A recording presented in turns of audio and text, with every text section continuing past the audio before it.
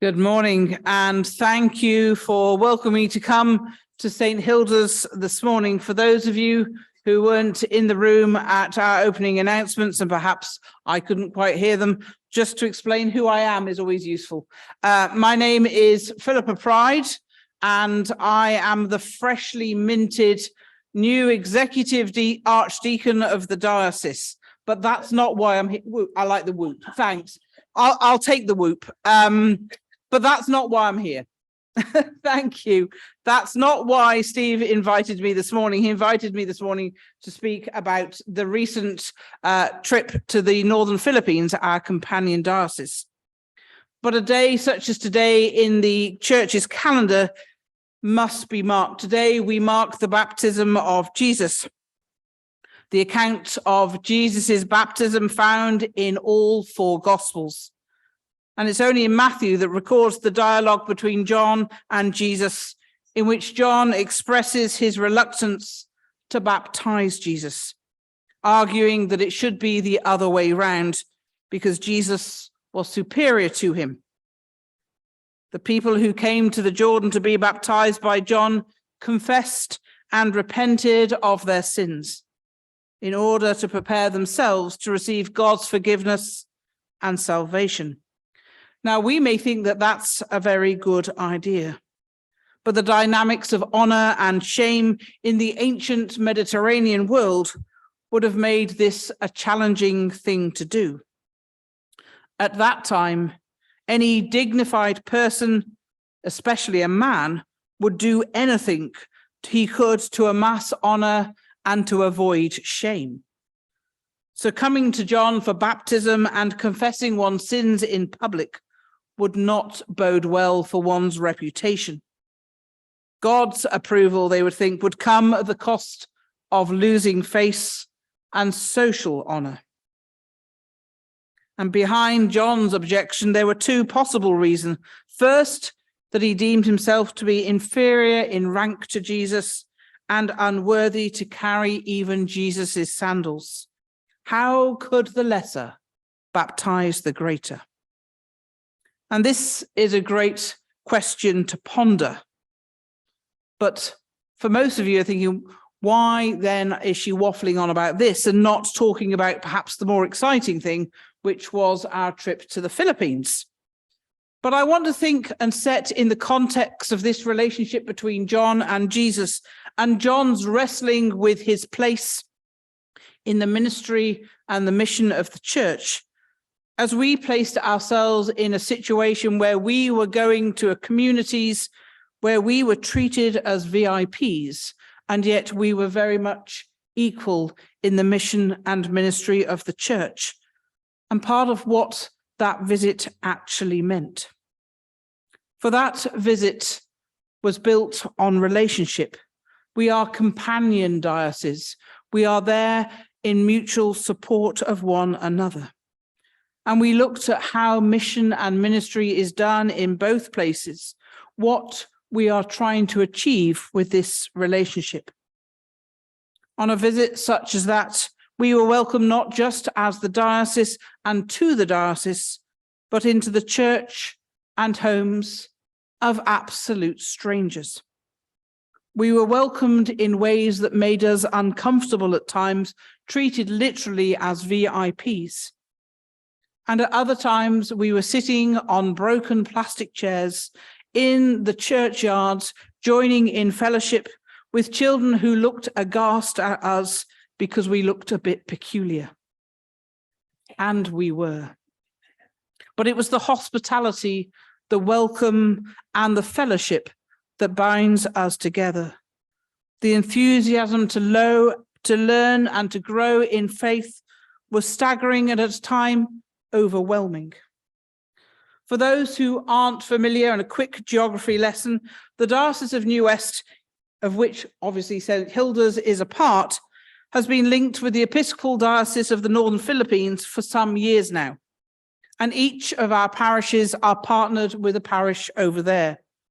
Do I put people on the spot and ask for the name of your parish? No, I won't. Okay. Banty, there we go. See, somebody do know. Gold star. But for some of us, those relationships have flourished very easily. But in reality, some of those relationships are hard to grow because of the lack of communication. And email is not always a given means. Even in the world we live in today, some of those communities are very remote, which we discovered when trying to get to them. But the idea of this partnership is that it is of mutual support, of mutual prayer.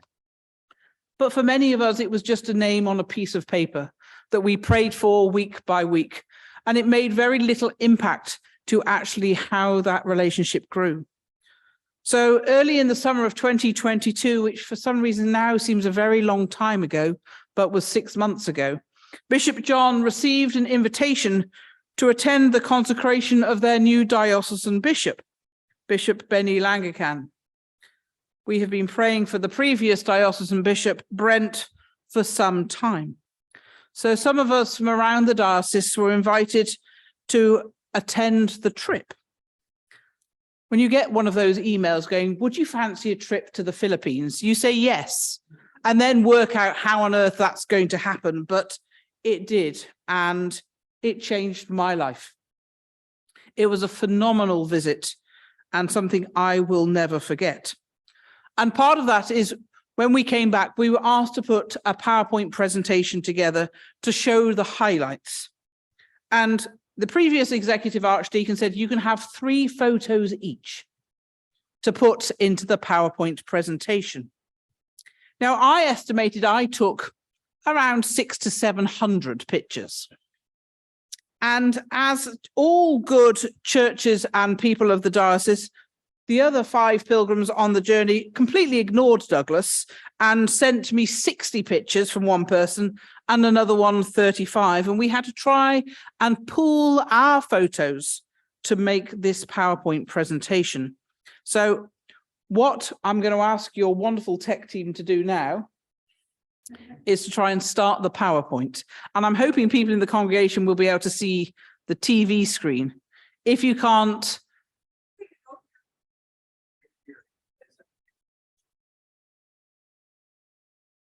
okay, we can try. Because the photos are far more interesting than I am.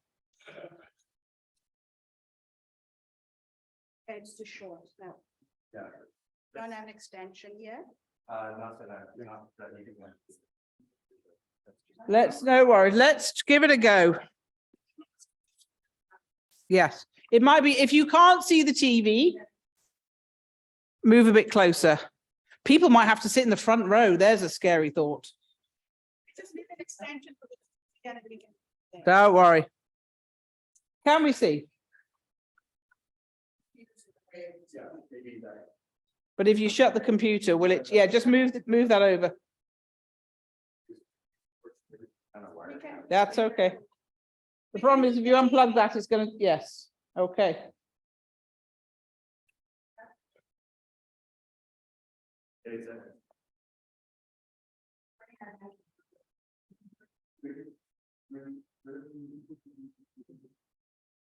Can everybody see it or see it enough? There we go. So here we are. The opening slides, Diocese of New West visits to our companion diocese of the Northern Philippines. Now, again, geography lesson, the Northern Philippines, we soon discover it is quite a long way away. And when you look at a map, you think we're flying into Manila, we're then just getting a bus to Bontoc, which is where, there we go. Up to Bontoc, which is where the Cathedral of the Diocese of the Northern Philippines is. So they simply say it's a bus ride. And when you put it into Google, it's thinking, oh, it's about 4 or 5 hours. Well, in reality, it's 12. And for those of you who are technology minded and have such things as Fitbits or Apple Watches, about 4 hours in, my watch lights up and says, it looks like you're doing a workout. I was actually just sitting on the bus trying to stay seated. So the infrastructure of these main roads are not what we would be used to. By the time we got to Bontoc, it told me I had done 117 flights of stairs and had walked the equivalent of 25,000 steps. I hadn't got off the bus.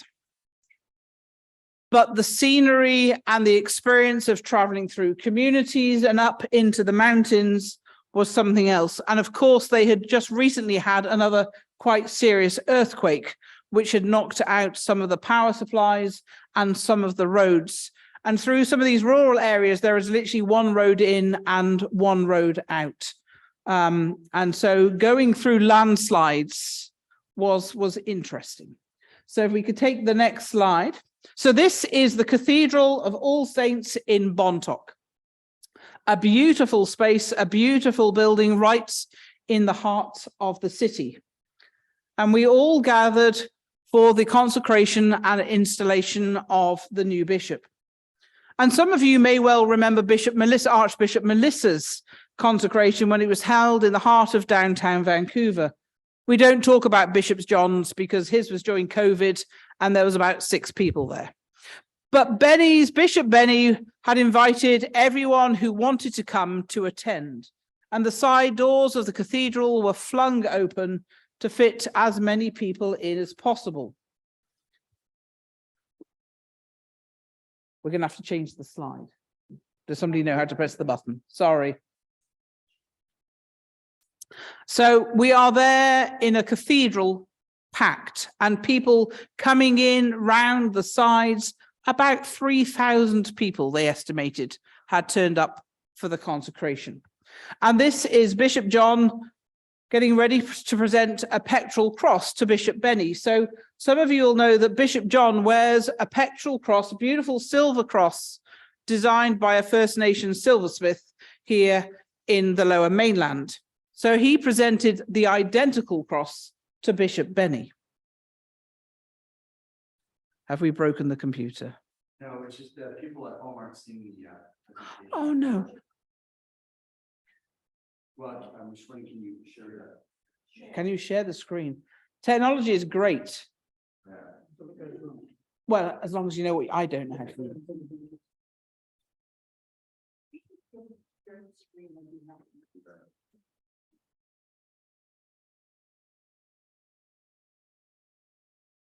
How many Anglicans does it take to share a screen?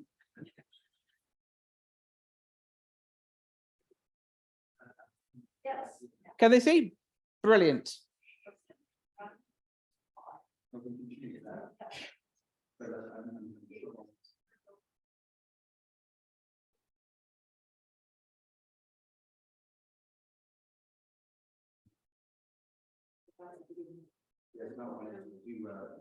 Just talk amongst yourselves. It's all good.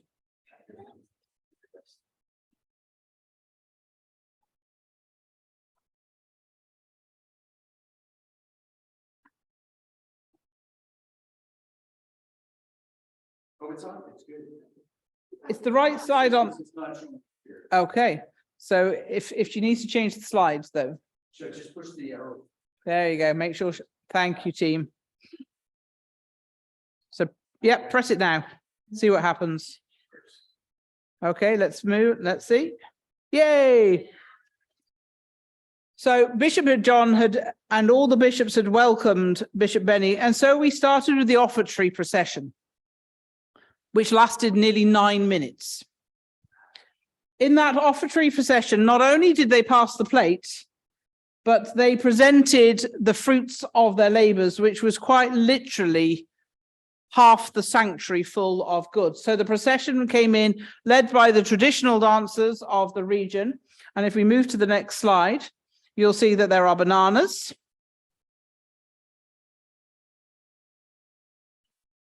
Oh.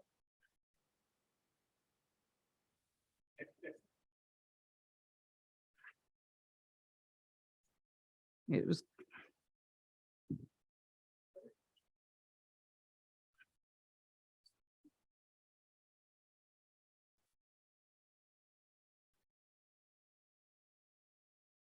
And then one more.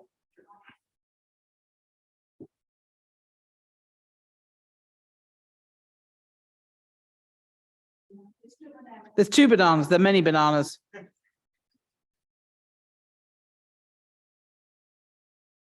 That didn't change on the screen there. Only what I see, because I'm a participant and we're. Carry on. Okay, so we need to, we have a different, that's not what's on here though. So if you can click on the next slide.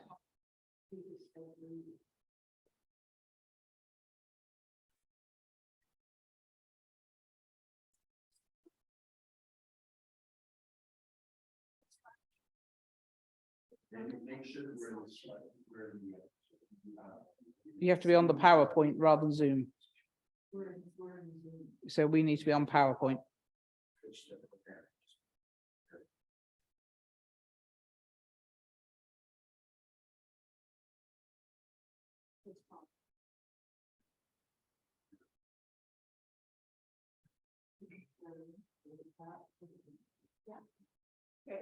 Yay! There we go. So this picture is a combination of what is the main produce and harvesting of the region of Bontoc, which for those of you who will have ever seen pictures will know that it's very much a rural agricultural area. So we have rice, we have potatoes, we have bananas, we have cabbage.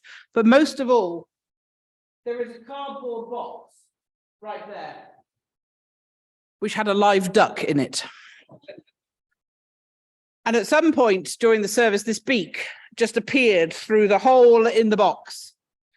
And one of the bishops from elsewhere in the Philippines was feeding it rice during the rest of the liturgy, which perhaps was not what was meant to happen.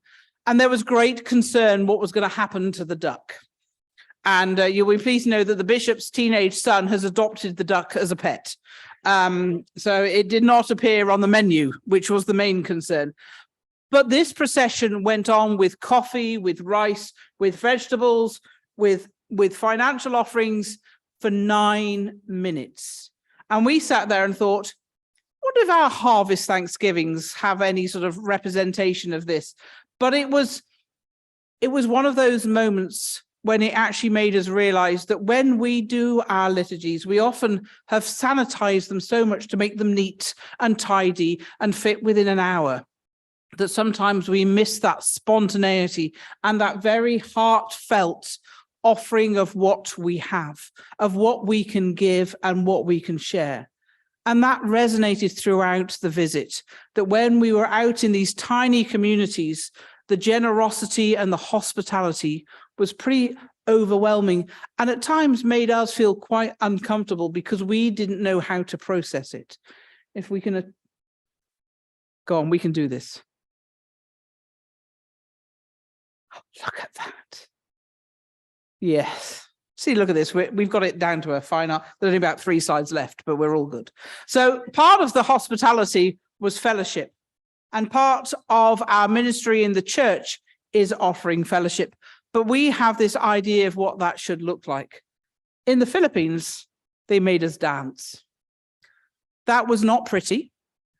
And I'm a good, and that line, the things we do for Jesus, came up many times on that trip. And so you can see that Bishop Benny, newly consecrated bishop, led us in the guitar. And in the top photo, it's the women of the diocese, myself, the bishop's wife, Ruth, and Helen Dunn, who is the priest at St. Clement's, dancing. And the bishop, Father Douglas, and Wilma below using the gongs, the traditional instrument of the region. So we danced and the men got to gong. And it seems very simple because it seems like you're just moving your feet, very similar, and very similar in some ways to some of the First Nations dances around here. It's exhausting. And it was outside my comfort zone. I think that's the polite way of putting it. And it caused great hilarity to the gathering that they saw us up front. But the joy and the fellowship that was shared in this after church gathering of a couple of thousand people was quite something. And the food that was offered, people didn't have to buy tickets. They didn't have to sign up on a clipboard to say they were going. They just fed people. They fed people before the service. They fed people after the service, and they served dinner in the evening.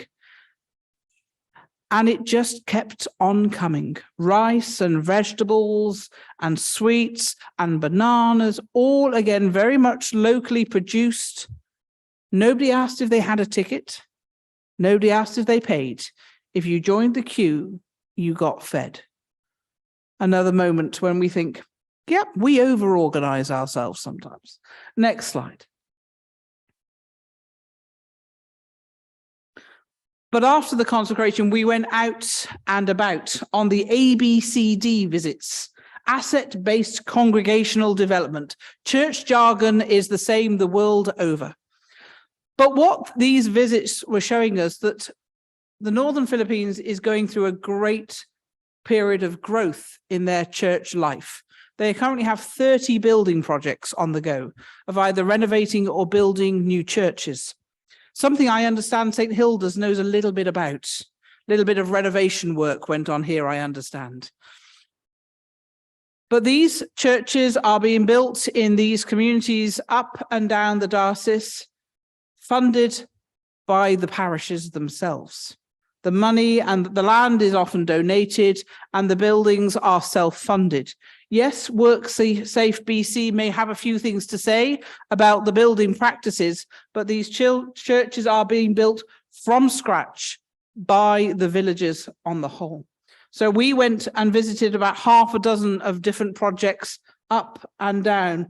And what you can't see until you look closely at some of these photos is these churches had the most amazing views. They didn't need stained glass windows because the Creator had made those views and windows for them. And we're looking over those beautiful rice terraces that you see in those glossy National Geographic magazines. The rice terraces of the Northern Philippines are breathtaking.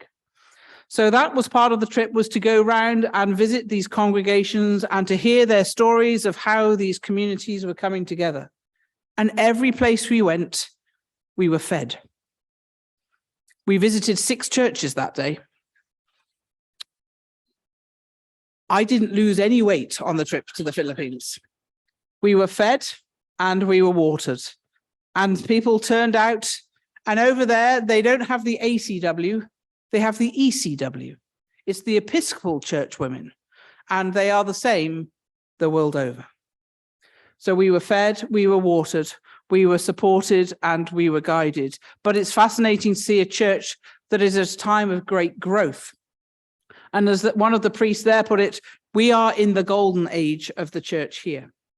And I think it's interesting that we have talked about the golden age, but we have come down the other side of that, and we are looking at how we do church in very different ways.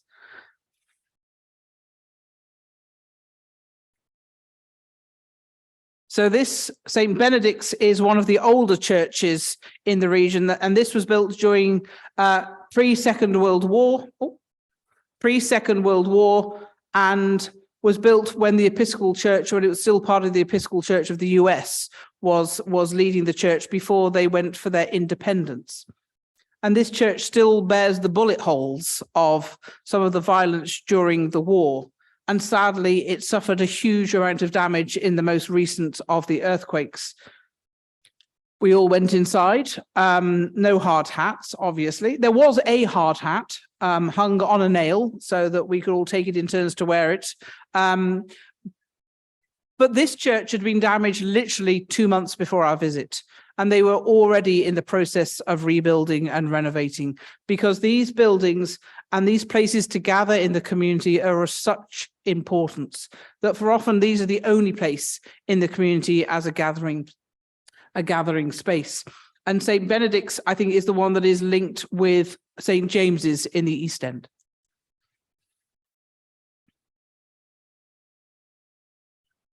So part of the trip was that all of us who were on the visit met up with our partner churches, and we didn't quite know what that was going to involve until we got there.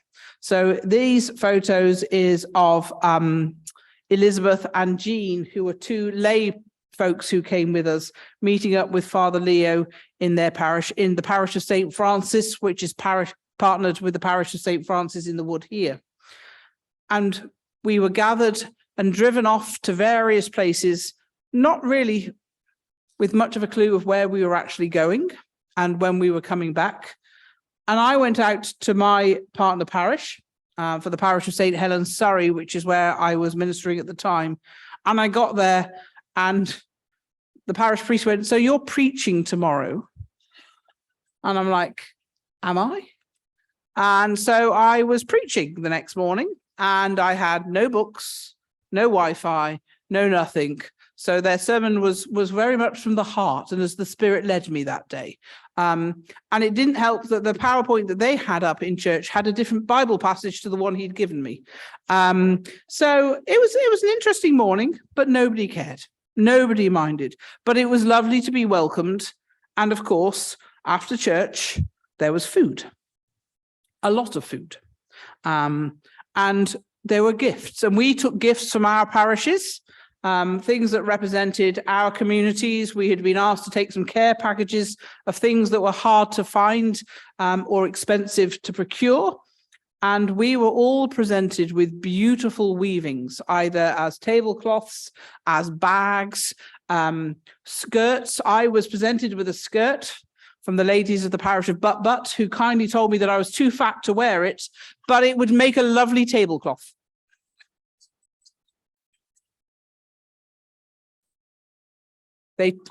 They told me as it was. The bishop and Father Douglas were given loincloths. And in fact, John got two, one for high days and holy days and one for regular wear. And we have yet to see them since. So there's a challenge for you to inquire of the bishop when he plans to wear his but the weaving is that particular region of the Philippines, of Sagada around Bontoc. Weaving is one of their main industries, and it's beautiful weaving. The generosity, I came home with 7 bags. And when you go shopping there, you know, our money goes a very long way. But then you realize quite what the cost was to them to give those to us. And these bags are just beautiful. And again, those were those moments of that hospitality and generosity that made us a little uncomfortable at times, because we had to try and understand for ourselves what the true cost of those gifts really were. But we had so much fun on these visits. The language barrier was quite extreme in some places. So the miming of trying to work out what we wanted to do, where we were sleeping, where and who in the village was hosting us. It was just something that I will never forget. And Elizabeth, who's in the middle of the photo there, at the beginning of the week, she's like, "Oh, could I have a knife and fork?" And they're like, "No." And it's like, if you're out in the villages, you might get a spoon. And she said, "Well, I like to eat with a knife and fork." And they're like, "Well, you're going to go hungry." And by the end of it, Elizabeth is piling in with the rest of us using our fingers to eat. And for her, she said, you know, it seems so little and yet was such a cultural difference that she had to learn to embrace. And of course, the menus were very different because in the rural communities, very much vegetarian. The bishop was on the whole, was well looked after because a lot of the time it was vegetarian. But we went with the bishop and Bishop Benny to his first confirmation service.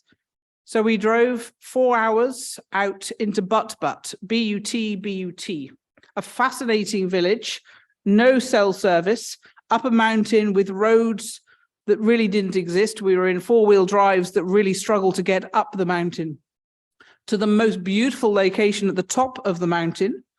And the reason most of these communities were at the top of the mountains is because it's still very recent history that actually the tribal warfare was still going on there, and they built their communities at the top of the hills as places of safety and that they could see what was going on.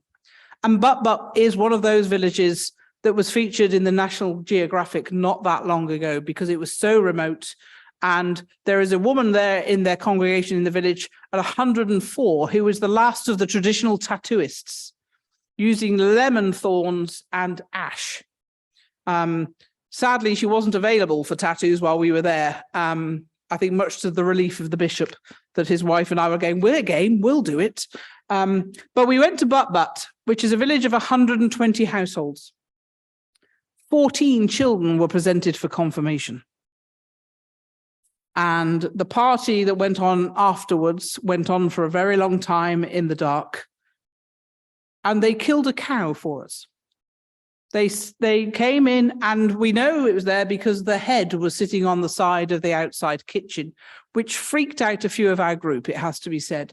But it was that absolute going back to where our food comes from, how it is prepared, and what it means. And it was the importance of the event that they actually took a very, very expensive resource and produced it for the meal. But what was interesting is all the way through the evening, people just kept coming and were being fed. They may not have been in church, but there was food and people were welcomed. They came, they took their food and they took it home. That ministry of welcome, that ministry of hospitality was there every step of the trip.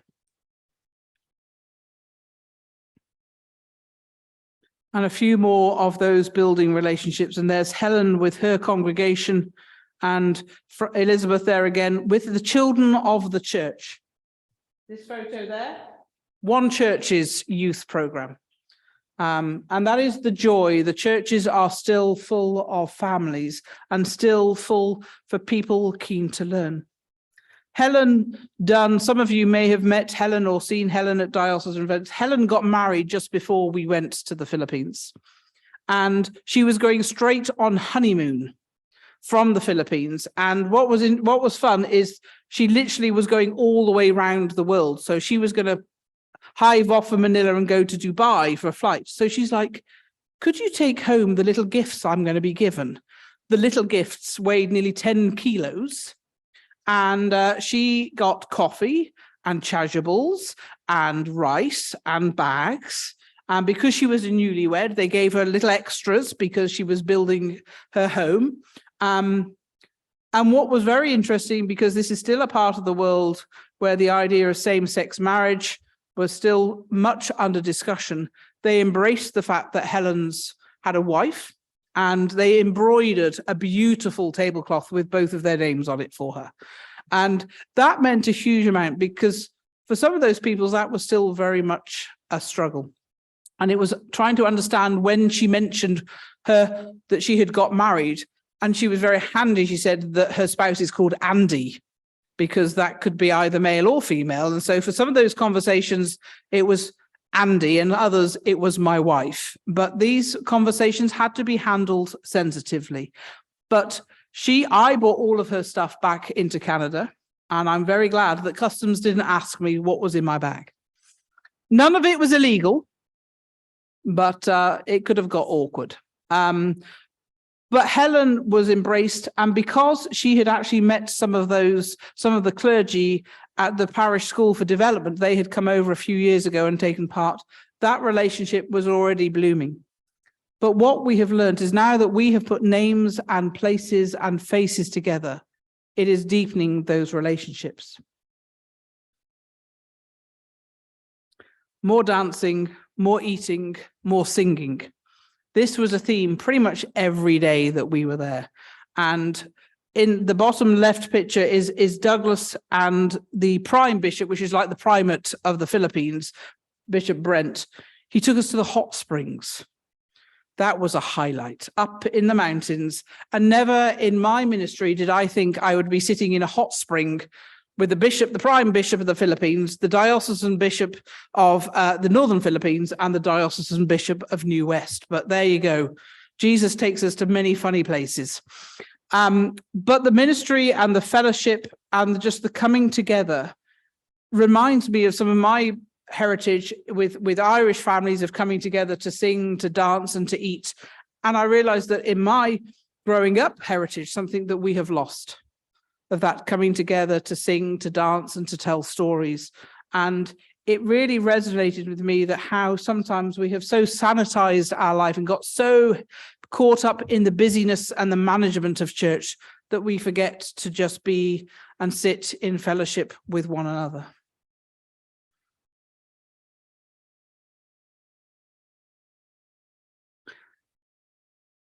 And this is the Episcopal friendship. There is John and Benny both wearing their matching pectoral crosses. But to the left is a picture of Bishop John and his wife Ruth and Benny and his family, who all went on retreat together before the consecration. So the children went as well, and Bishop John led the pre-ordination consecration retreat. And it is hoped that some of the family will come over and visit in May. I think they've been a little cruel because they're inviting them for synod. I'm not quite sure if that's the thing that, but it is what we are doing. So it is hoping that some of the clergy and the lay folk of their diocese will come and join us later in the year at synod, so that we will be able to meet Bishop Benny again, and he will share something of how he sees the relationship flourish. Food. These are some of the things I ate and drank. My mother would be having a hairy conniption if she knew that I accepted alcohol from a stranger in a truck going up a mountain. One of the things, if you drive a pickup truck, often when you're going through these remote communities, people will flag you down to sit in the back so they can journey up the mountain to save waiting for a bus or having to walk.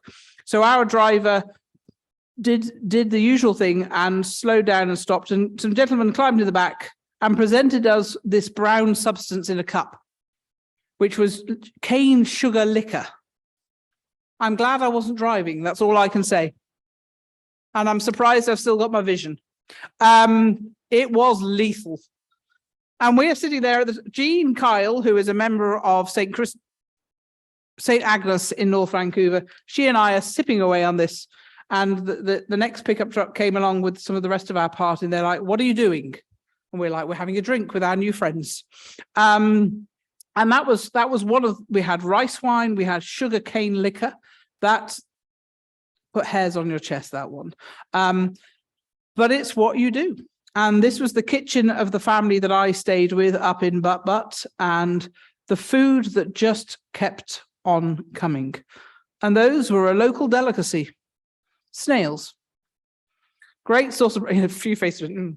The big snails were an invasive species. They were the Taiwanese snails, and so they were very glad to find a way to try and rid the rice fields of the snails, and that best way was to eat them. And then the teeny tiny snails were the local species, but the big snails were causing a lot of problems with the rice harvesting. So I did, my bit by eating a lot of them. They were certainly not escargot. It has to be said, no garlic and butter around. Yes. Yeah. A bit more like periwinkles, but a source of protein, and we ate them with our rice, but some garlic would have been good. But it is, and a couple of there's a wonderful photo of Jean trying to get the meat out of one of these snails, which were tiniest thing. And she's like, and her face is about to implode. But the conditions were very basic, and the food was very basic, but we were never hungry. We were never thirsty, and we were always welcomed. And in fact, the concept of second breakfast kicked in a few places, that you would be fed with the family you stayed with, and then you'd go over to church for a meeting or worship, and they'd give you another breakfast. And then about an hour later, lunch. And then about an hour and a half later than that, there'd be afternoon tea. But the hospitality was at the heart of the visit.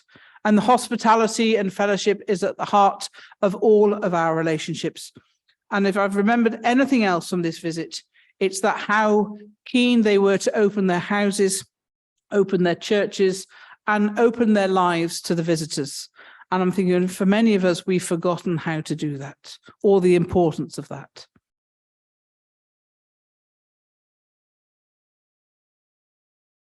And this was just one of the days when we went up into the rice terraces, which have been around for about 2,000 years.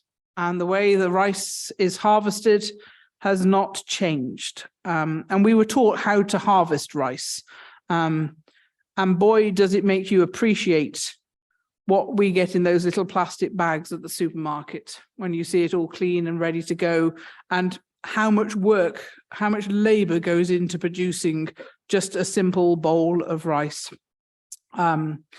And it was lovely. Some of the local farmers showed us how to pick it off the actual plant, and then how they have to shake it and mill it to get the husks off and then prepare it. And how the children were very excited when a new device was invented so that they could actually electronically shake the husk off, because that was always the job they had to do when they got home from school, and everybody hated it. But the beauty of the region is something. We have many photos of these rice terraces, and it's now been listed as a World Heritage Site because of the beauty. And you sit there, you stand there on the edge of these mountains, and you realize why they call it the Mountain Province. And you look across from community to community, and we begin to realize that the relationships even between those villages are still quite new. And the relationships that we are building with the diocese are still very new, but it's hopes that it's going to become more than just prayer partners, more than just names in our bulletins. That as we think what we learned from that trip and what they learned from us too is very much a reciprocal. It is companionship. It's not one over at another. And we learned a lot from them, not just, I know the times, they're going, time. It's 11 o'clock. Don't worry. I'm nearly done. Just winding up. That idea of what it means to be a companion in faith, a companion in Christ, means that we all learn from one another. And as John and Jesus today in the story of Jesus's baptism, who am I to baptize you? We sometimes wonder about what we have to offer another, what we have to offer the church, what we have to offer God in what we can bring to the table. And whether it be producing a very simple bowl of snails or a fancy service of consecration or gathering together here at St. Hilda's, we all have something to offer. God has called us all to be beloved children, wherever we are in the world, and whatever we can do, and whatever our status and place in life, we are called in fellowship to open our hearts and minds to one another and to God, and to build on that fellowship, that hospitality. We are reminded of our own baptismal covenant, to perhaps recapture the enthusiasm of the faith that we saw in those communities. That whoever we are and wherever we are beloved of God, who created this most beautiful place, these most beautiful people, and gave us an opportunity to learn from each other. And now I'll stop.